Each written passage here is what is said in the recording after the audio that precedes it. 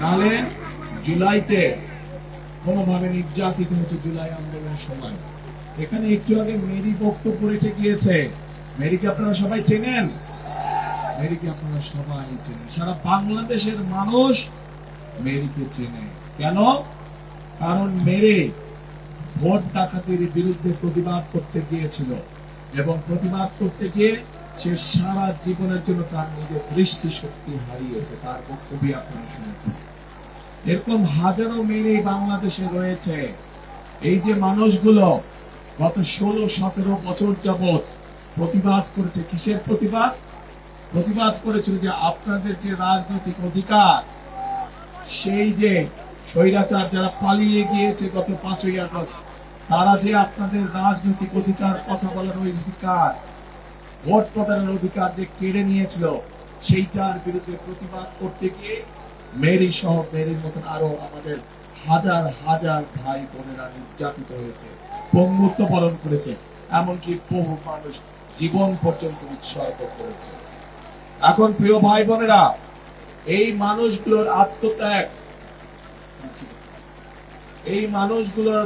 আত্মত্যাগ, তার যদি আমাদেরকে মূল্যায়ন করতে হয়, প্রতিদান দিতে হয়, তাহলে শুধুমাত্র এই মিটিং করলে আমাদেরকে হবে না। তাদের প্রতিবাদ ছিল কি? তাদের প্রতিবাদ ছিল অন্যায়ের বিরুদ্ধে। তাদের প্রতিবাদ ছিল সমগ্র বাংলাদেশের মানুষের যে অধিকার কেড়ে নেওয়া হয়েছিল তার বিরুদ্ধে। এবং এই অধিকারকে যদি প্রয়োগ করতে হয়, এই অধিকারকে যদি কেড়ে নেওয়া অধিকারকে যদি ফিরিয়ে আনতে হয়, তাহলে অবশ্যই 12 তারিখে আপনাদেরকে সোচ্চার হতে হবে। পারবেন সোচ্চার হতে? 12 তারিখে যদি আপনারা জবাব দিতে পারেন ধানের শীষে সিল মারার মাধ্যমে, তাহলে সেই স্বৈরাচাররা যারা আপনার অধিকার কেড়ে নিয়েছিল তারা তাদের জবাব পাবে।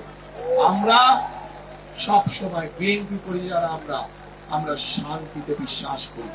আমরা সকল ধর্ম বর্ণের মানুষকে নিয়ে আমরা একসাথে শান্তিতে বসবাস করতে চাই। আমাদের কাছে মুখ্য হচ্ছে সে বাংলাদেশের নাগরিক।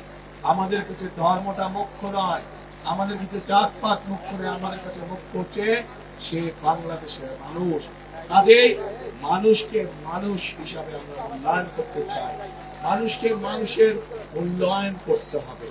এবং সেই জন্যই প্রিয় ভাই বোনেরা, আমরা যদি দেশে জনগণের শাসন কায়েম করতে পারি, আমরা যদি দেশে জনগণের সরকার প্রতিষ্ঠিত করতে পারি, আমরা যদি দেশে জনগণের কাছে জবাবদিহিমূলক সরকার প্রতিষ্ঠা করতে পারি, তাহলেই একমাত্র সম্ভব দেশ এবং জনগণের প্রকৃত যে সমস্যাগুলি আছে সেই সমস্যাগুলোর সমাধান করা। প্রিয় ভাই বোনেরা, আজকে সিরাজগঞ্জ এবং পাবনা সহ এখানে বহুত কাজ করার আছে, অনেক কাজ করার আছে। যেই কাজগুলো করলে এলাকার মানুষের ভাগ্যের পরিবর্তন হবে, যেই কাজগুলো করলে এলাকার উন্নয়ন হবে। আমরা আন্দোলন করেছি, সংগ্রাম করেছি, আমাদের নেতাকর্মীরা সহ বাংলাদেশের মানুষ নিজের জীবনকে উৎসর্গ করেছে, স্বৈরাচারের পতন ঘটেছে। এখন দেশ গড়তে হবে আমাদেরকে দেশ গড়তে হবে, সকলকে আমাদের একসাথে এখন কাজ করতে হবে, দেশ গঠন করতে হবে। আছেন নাকি আপনারা দেশ গঠনে?